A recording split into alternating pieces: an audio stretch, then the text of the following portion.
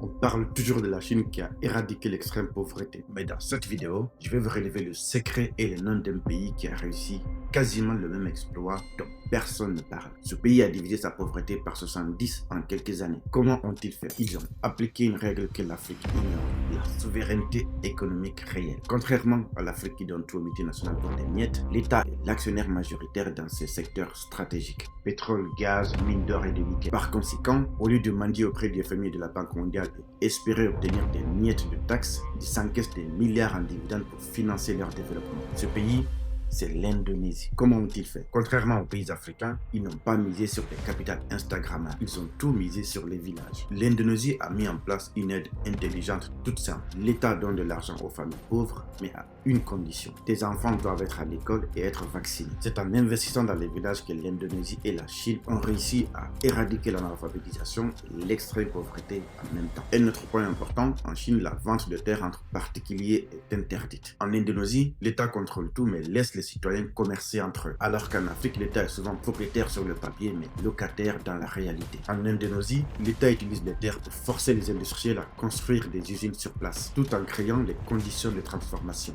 Voilà comment, entre autres, l'Indonésie est passée de 70% de pauvres à moins de 1%. Donne-moi ton avis en commentaire et abonne-toi pour plus de vidéos.